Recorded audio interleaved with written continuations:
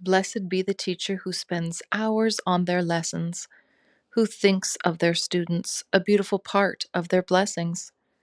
Without a worry, the teacher is free to share the knowledge, hopes, and dreams of a larger family who would never dare to speak or show the truth of their power, for those without it needed them to be lower in class and rank and ambition too. Many teachers of the past were left with wondering who will save them, make the difference to be the teacher just waiting alongside divinity. One and the same, the occult and the church, they both believe in magic and also of curse. A curse to be separate, harassed, and made small. The joke is that power over only makes one be small. Be smaller minded, yes, it's true, by believing in a church that disembodied the few. The few that held power and thoughts of their own would never be acceptable by a man on a throne. For these creatures that sit so high and so mighty do so out of fear, obligation, and a sense of being rightly in accordance with a plan never written, a delusion of sorts, gaslighting the smitten. For those who do follow with blindfolds on so tight are hoping to benefit off righteousness and might. It is not that they are bad, nor are they good either. They are just doing what they're told, like a snake does slither. So, what have we learned from the lessons of pain? That the teacher, the healer, will no longer accept your vein. Keep your suffering, close your eyes, hate your life as you do. The healer will not heal until you try to save you. Redeemable or not, your decision is clear. The only way out is to go through your fear. Once you take that first step to see the world as it is, an illusion, a projection, you will finally begin to live.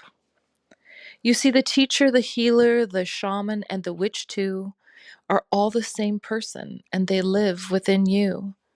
So stop casting your judgment, disdain, and disgust, as it speaks only to you and not to the collective that is us.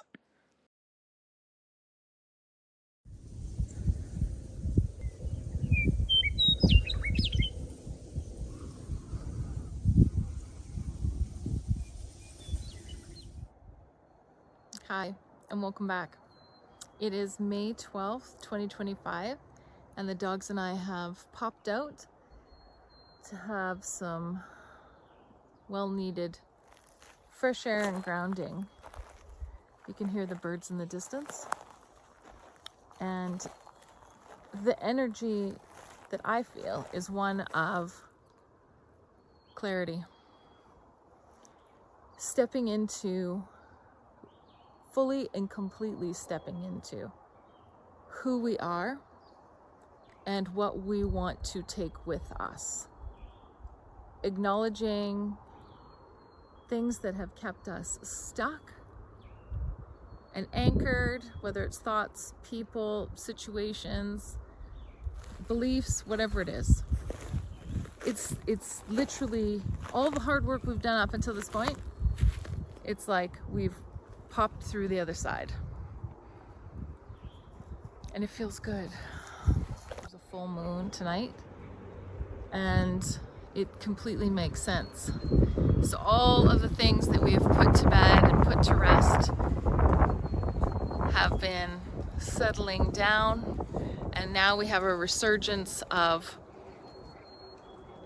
the things we're going to take with us and how we are going to move much more seamlessly into the future.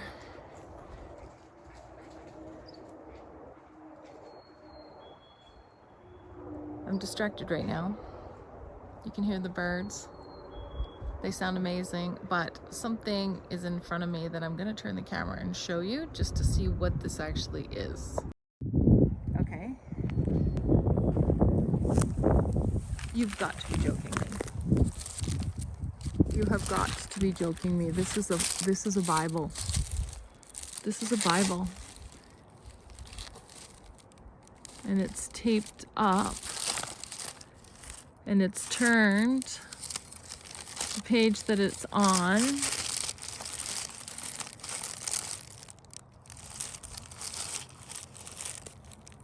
is Isaiah.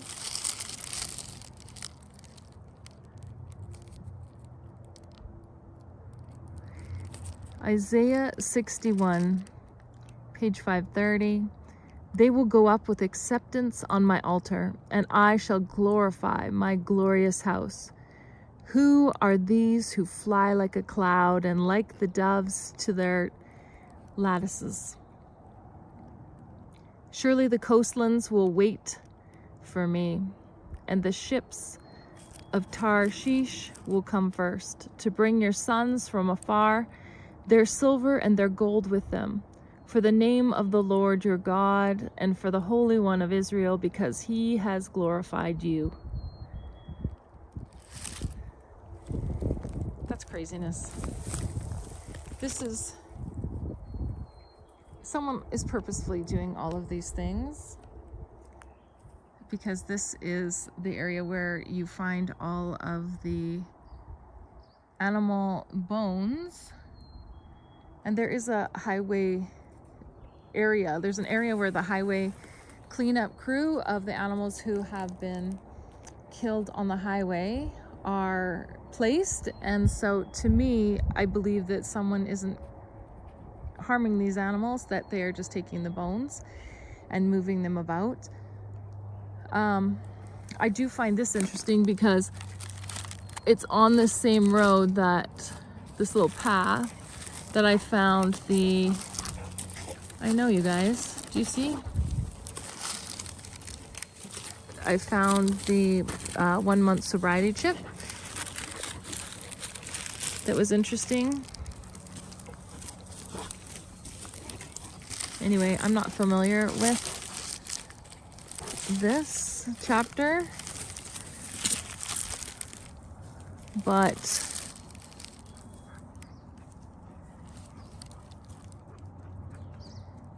it's just interesting.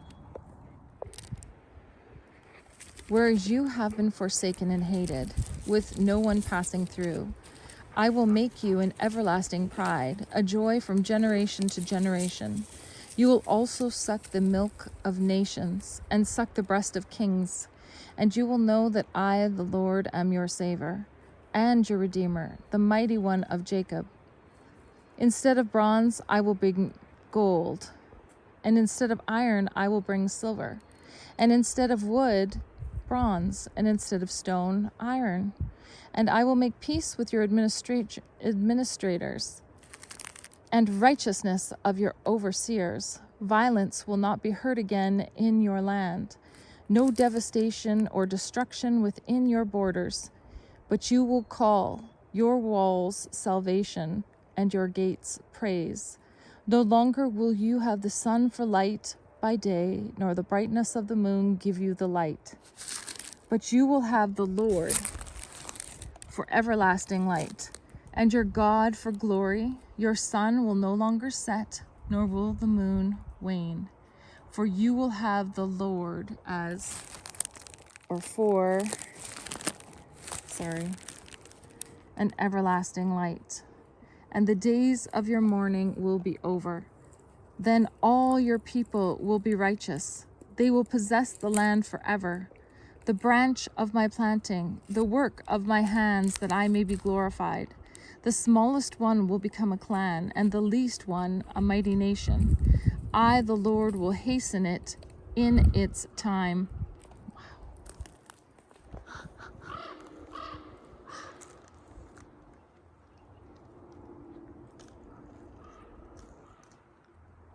Wow. I cannot believe this. I cannot believe this, because I wrote about the occult and the church and the righteousness of the mighty.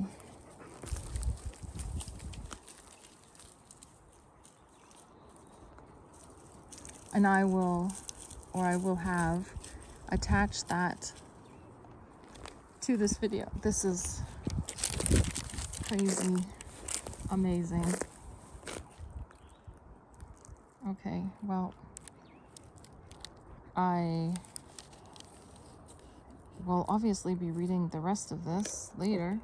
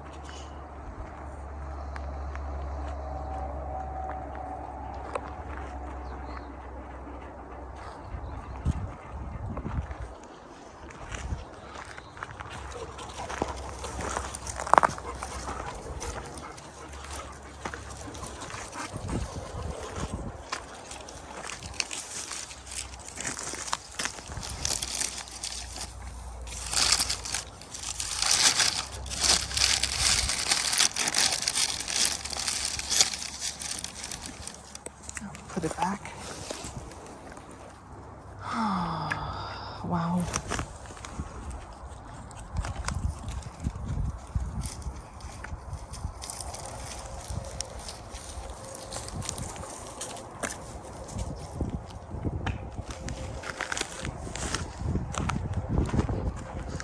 While we're here,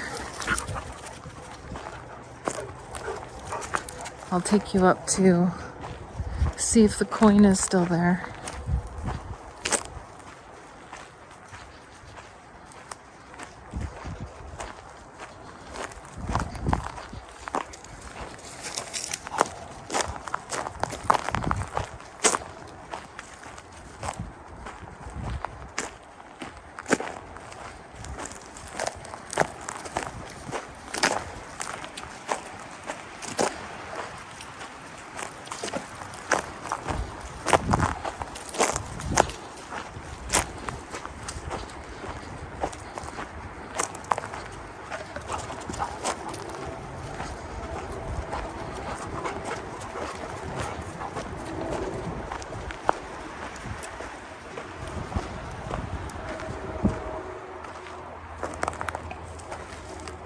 A broken arrow. I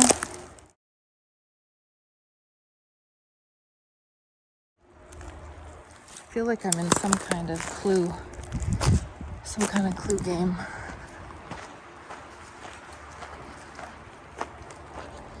And the stakes are really high.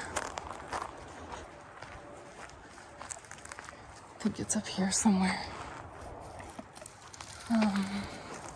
Right. Oh, someone's taken it out. It looks like it's not as it used to be.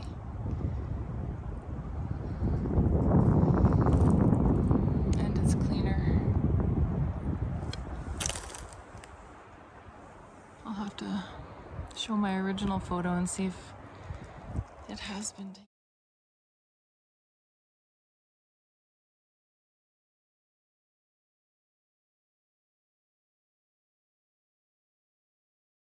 out.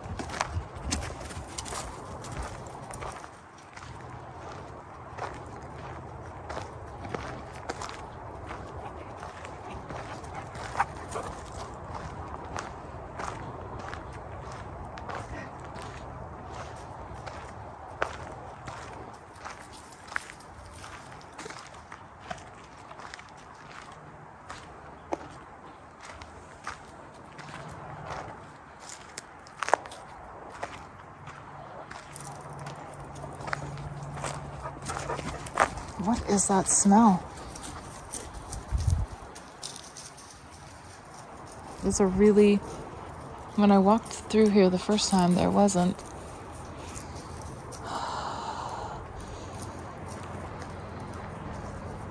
It was just a very sour, rotting smell.